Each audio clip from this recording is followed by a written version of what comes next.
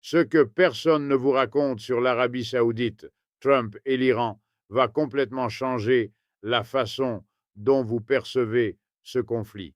Parce que pendant que les grands médias vous parlent de bombes, de missiles et de victoires militaires, il se passe quelque chose de bien plus profond derrière les portes closes de Riyad, de Washington et de Tel Aviv. Il y a une fracture réelle, une tension qui n'apparaît pas dans les titres principaux, mais qui est en train de redéfinir qui commande au Moyen-Orient, qui en paie le prix et surtout qui se sert de qui. Et si vous êtes quelqu'un qui veut vraiment comprendre comment fonctionne le pouvoir dans ce monde, non pas ce qu'on vous dit qu'il se passe, mais ce qui est vraiment en jeu, alors ce que nous allons analyser aujourd'hui est fait exactement pour vous. Parce que ce n'est pas seulement une histoire de guerre, c'est une histoire d'intérêt déguisé en alliance, de rois qui murmurent des ordres à des présidents et d'un système mondial qui demande, une fois encore, au peuple ordinaire de payer de son sang et de son économie les ambitions de quelques-uns. L'Arabie saoudite a passé des semaines à faire exactement ce que font les grandes puissances quand elles veulent profiter d'une guerre sans se salir les mains. La monarchie du Golfe applaudissait la guerre de Trump contre l'Iran dans les coulisses, sans s'engager dans aucun rôle direct dans le conflit. C'est la première chose que vous devez comprendre. Ce n'est pas que l'Arabie saoudite soit un acteur secondaire dans cette histoire, c'est qu'elle en est, à bien des égards, l'un des architectes silencieux. Et cela constitue un problème moral, politique et économique aux proportions historiques. Allons-y étape par étape, parce que cela mérite qu'on y réfléchisse sérieusement. Le président Trump a lancé l'attaque massive contre l'Iran après des semaines de lobbying de la part d'un duo inhabituel d'alliés américains au Moyen-Orient, Israël et l'Arabie saoudite. Réfléchissez-y un instant. Deux pays qui ne sont pas les États-Unis, deux gouvernements avec leurs propres intérêts, leurs propres agendas, leurs propres ambitions régionales, étaient dans l'oreillette de Trump en insistant pour qu'il attaque, et Trump a attaqué. Alors qui prend vraiment les décisions de politique étrangère à Washington, le peuple américain à travers ses représentants élus, ou sont les lobbyistes, les alliés stratégiques et les intérêts pétroliers du Golfe Persique qui tirent les ficelles? Mohammed Ben Salman, le dirigeant de facto de l'Arabie saoudite, aurait instamment pressé Donald Trump de maintenir les opérations militaires contre l'Iran, présentant le conflit comme une rare opportunité de remodeler l'ordre régional. C'est précisément ce que la lecture structurelle du pouvoir vous explique depuis longtemps sur le fonctionnement du capitalisme d'État. Ceux qui détiennent le capital, ceux qui contrôlent le pétrole, ceux qui ont les contrats d'armement, ce sont eux qui définissent ce qu'on appelle l'intérêt national. Pas le travailleur à Détroit qui paie ses impôts, pas la famille qui envoie ses enfants à l'armée. Ceux qui définissent l'agenda sont ceux qui peuvent appeler la Maison-Blanche et être entendus. Et regardez bien l'argumentation de MBS à Trump. Le prince héritier aurait insisté, lors de discussions récentes, que le démantèlement du régime de ligne dur de l'Iran est essentiel pour éliminer une menace à long terme pour les nations du Golfe. Au cours de multiples conversations, le prince Mohammed aurait transmis qu'arrêter la campagne prématurément serait une erreur stratégique. En d'autres termes, l'homme qui gouverne un royaume absolu, qui ne connaît pas d'élections libres, qui obtient un score de liberté civile pratiquement identique à celui du régime iranien qu'il dit vouloir détruire, cet homme-là explique au président des États-Unis comment et quand mener une guerre. Et ce qui est le plus révélateur, c'est que pendant qu'il passait ses appels téléphoniques pour pousser à la guerre, l'Arabie saoudite le niait officiellement. Malgré les rapports, des responsables saoudiens ont nié que le prince Mohammed plaidait pour une guerre prolongée. Le royaume d'Arabie saoudite a toujours soutenu une résolution pacifique de ce conflit, même avant qu'il ne commence, déclarait le gouvernement saoudite dans un communiqué. Voilà ce qu'on appelle l'hypocrisie géopolitique, dire une chose en public et faire exactement le contraire en privé. Mais ne soyez pas surpris, car ce n'est pas une exception dans la politique internationale, c'est la règle. Ça l'a toujours été. Et les médias corporatifs, dans leur grande majorité, ne vous l'expliquent pas avec cette clarté, parce qu'ils dépendent eux aussi des annonceurs, des contrats, des relations avec ces mêmes pouvoirs. Maintenant, ce qui commence à filtrer dans le débat public est une question qui devrait nous inquiéter profondément. Qu'a obtenu l'Arabie saoudite en échange de tout cela? Parce que dans le monde du capital et du pouvoir, personne ne fait rien gratuitement, surtout pas les États du Golfe, qui depuis des décennies achètent des armes américaines, achètent le silence américain sur leur violation des droits humains et achètent de l'influence dans les capitales occidentales. L'accord de défense stratégique signé lors de la visite du prince héritier Mohammed Ben Salman à Washington en novembre 2025 n'a inclus aucune avancée significative vers un traité formel, malgré d'importants nouveaux accords d'armement et la reconnaissance de l'Arabie saoudite comme un allié majeur non OTAN. Les armes, toujours les armes, le business le plus rentable du capitalisme mondial. Et pendant ce temps, le peuple américain, le peuple iranien, les familles du Golfe Persique, les travailleurs dont le niveau de vie dépend du prix du pétrole, tous paient les conséquences de décisions prises dans des salles auxquelles ils n'ont jamais été invités. Les attaques de représailles iraniennes ont lancé des centaines de drones et de missiles balistiques contre des cibles en Israël et contre des bases militaires américaines à Bahreïn, en Jordanie, au Koweït, au Qatar, en Arabie saoudite et aux Émirats arabes unis. Autrement dit, la guerre que l'Arabie saoudite avait encouragée en privé a fini par frapper aussi le sol saoudite. Voilà ce qui arrive quand on joue avec le feu géopolitique sans vouloir en assumer les conséquences directes. Et voici le paradoxe que très peu d'analystes discutent avec la profondeur qu'il mérite. L'Arabie saoudite avait passé plusieurs années à construire une relation de détente avec l'Iran. Son refus de permettre que son territoire ou son espace aérien soit utilisé lors des attaques de juin 2025 d'Israël et des États-Unis contre l'Iran avait validé l'élan vers cette détente. Riyad avait publiquement condamné les agressions israéliennes contre la République islamique sœur d'Iran. Attendez un instant. Le même gouvernement qui, selon de multiples sources, poussait Trump à attaquer l'Iran, ce même gouvernement condamne publiquement l'attaque une fois qu'elle est faite.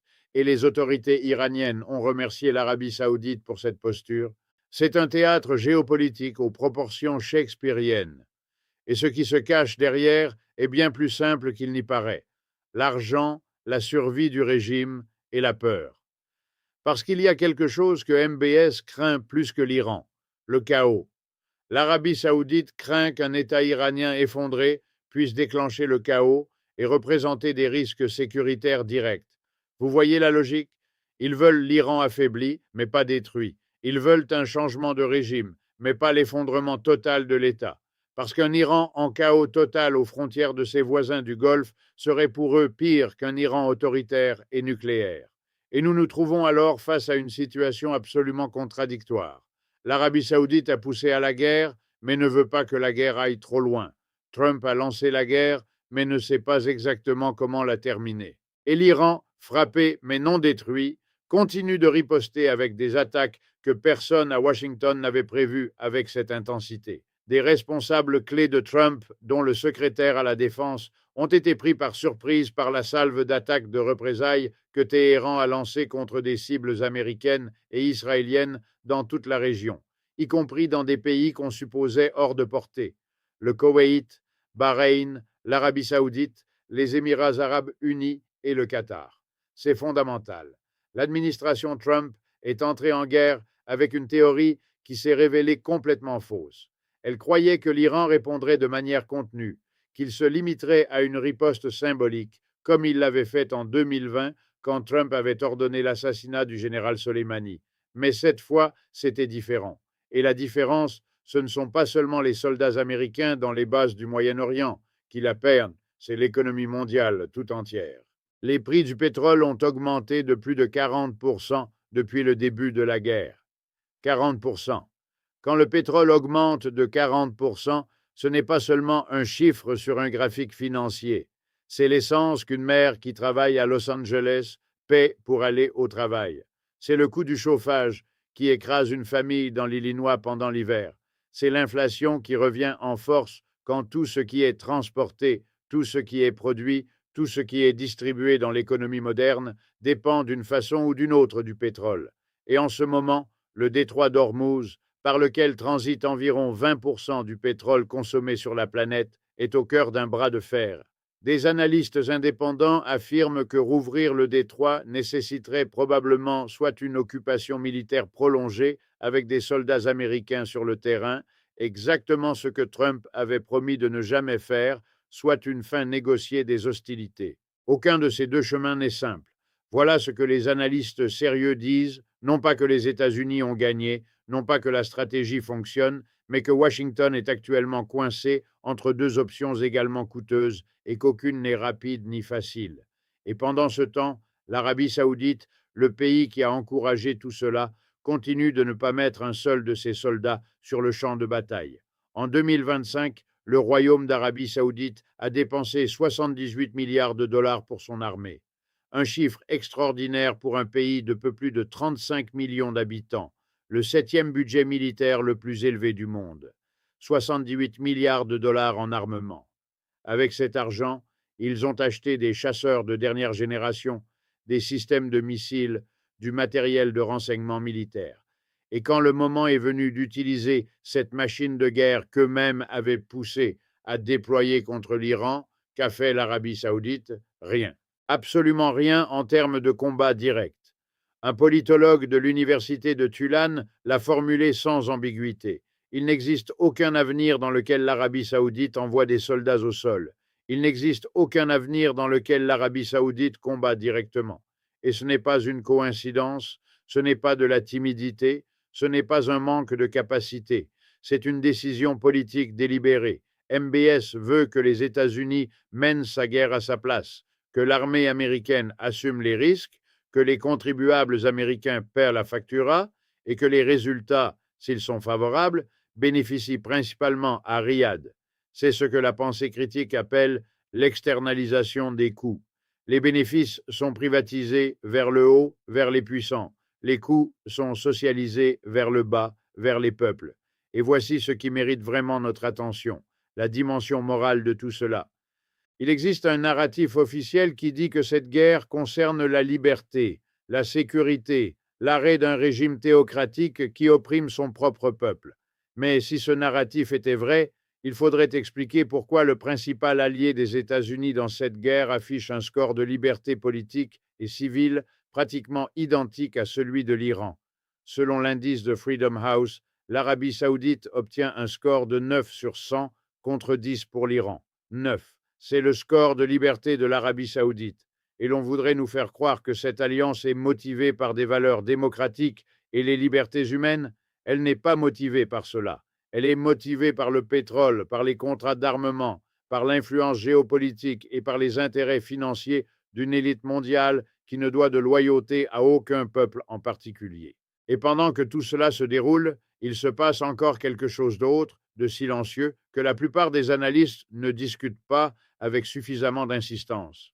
L'Arabie saoudite construit depuis des années un réseau d'alliances alternatives à celui des États-Unis. Le Royaume a cherché à réduire ses dépendances envers Washington en élargissant son influence géopolitique avec plusieurs puissances mondiales, dont une série d'accords de partenariat stratégique avec la Chine en 2016 et 2022 et avec la Russie en 2019. La Chine, la Russie. Ces deux mots devraient retenir toute notre attention, parce que ce qui se passe n'est pas seulement une guerre entre les États-Unis et l'Iran, c'est le reflet d'une reconfiguration plus profonde de l'ordre mondial, où les vieilles alliances sont remises en question, où les acteurs régionaux ne dépendent plus exclusivement de Washington et où le pouvoir se redistribue d'une manière que beaucoup, dans l'élite politique américaine, refusent encore de reconnaître.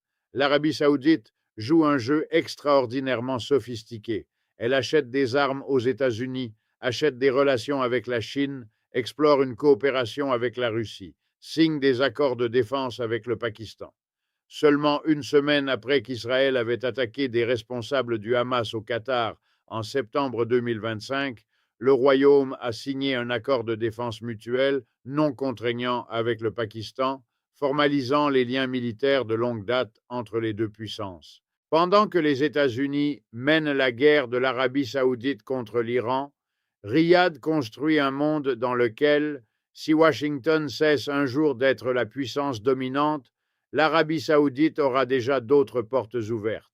Ce n'est pas de la loyauté, c'est du pragmatisme d'État dans sa forme la plus crue. Et voici la question qui met le plus mal à l'aise les analystes conventionnels. Que signifie tout cela pour le peuple américain?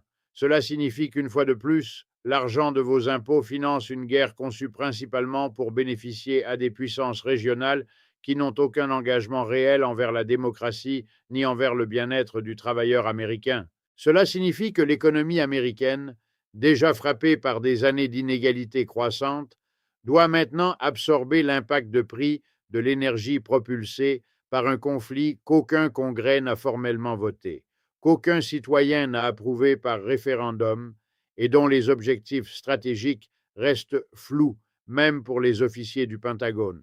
Au sein de la Maison-Blanche, la chef de cabinet Susie Wiles s'inquiétait que les conseillers donnaient au président une vision trop optimiste de la façon dont la guerre était perçue au niveau intérieur, lui disant ce qu'il voulait entendre plutôt que ce qu'il avait besoin d'entendre. Cela révèle quelque chose de très important sur la nature du pouvoir au sein de cette administration. Ceux qui entourent le président ne lui disent pas nécessairement la vérité, ils lui disent ce qui est commode à dire. Et quand ceux qui prennent les décisions de vie ou de mort, de guerre ou de paix, opèrent avec des informations filtrées à travers les intérêts de leur entourage, le résultat peut être catastrophique pour des millions de personnes ordinaires qui n'ont aucune voix dans ce processus. Revenons un instant sur quelque chose que je considère crucial, le narratif sur qui est le méchant dans cette histoire. Dès le départ, l'Iran nous a été présenté comme l'agresseur, comme la menace existentielle, comme le régime qui devait être détruit pour que le monde soit plus sûr. Et oui, le régime iranien a commis des atrocités contre son propre peuple. Cela ne se discute pas. En janvier 2026, les forces de sécurité iraniennes ont massacré des milliers de manifestants lors de la répression des plus grandes protestations que l'Iran ait connues depuis la révolution islamique de 1979. C'est une brutalité réelle, documentée, qui mérite d'être condamnée sans réserve. Mais il faut être absolument cohérent. Si la brutalité envers son propre peuple est le critère pour être considéré comme une menace devant être détruite militairement, alors l'Arabie saoudite, avec son bilan de répression interne, l'assassinat de journalistes comme Jamal Khashoggi, ses prisons remplies d'activistes, devrait faire l'objet du même scrutin. Et ce n'est pas le cas. Et ce n'est pas le cas parce qu'elle possède du pétrole, parce qu'elle achète des armes américaines et parce qu'elle sait comment parler dans le bon langage à Washington. C'est la double morale de l'ordre mondial dans lequel nous vivons.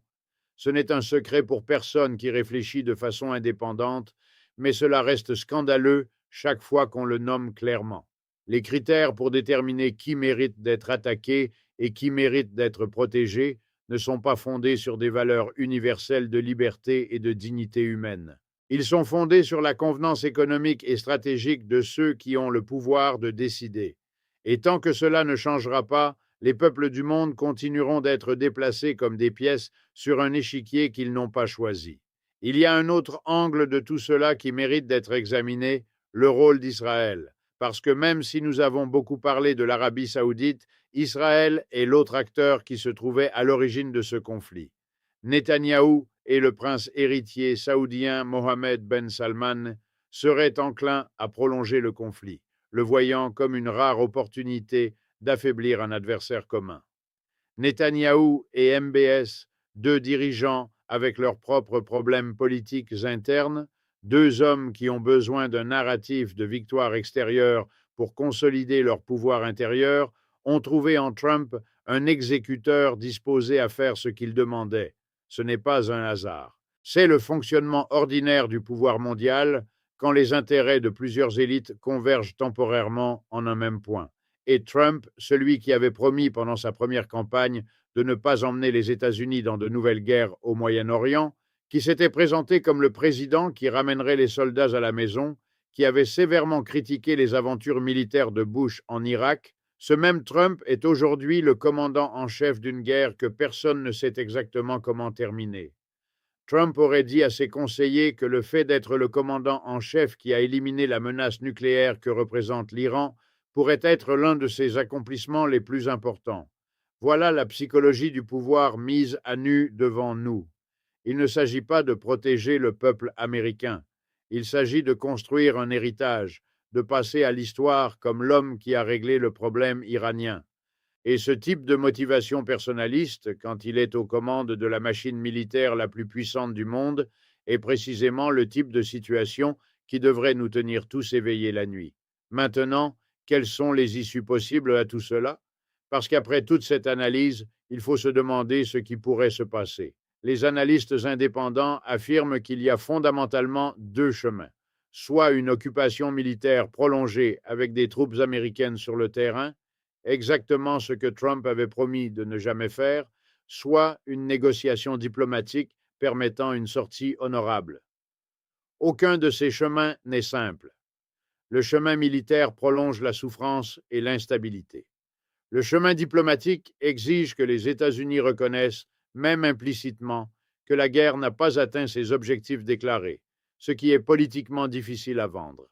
La vision prédominante dans toute la région est que les acteurs du Golfe ont surestimé la menace iranienne et sous-estimé les conséquences pour eux-mêmes. C'est une admission extraordinaire. Et cette erreur de calcul, ce ne sont pas seulement eux qui la paient, ce sont tous les peuples de la région et au-delà. Ce que nous observons en temps réel, c'est l'épuisement d'une certaine façon de mener la politique étrangère qui a dominé Washington pendant des décennies. L'idée que les États-Unis peuvent entrer résoudre les conflits du Moyen-Orient par la puissance militaire, installer des alliés commodes et se retirer victorieux.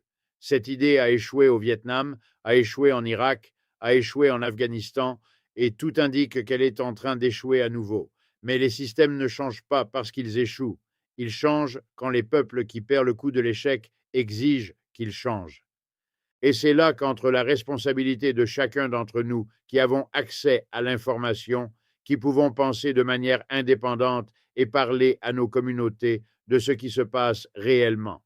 Ce n'est pas un hasard si la politique étrangère américaine au Moyen-Orient continue de produire des catastrophes.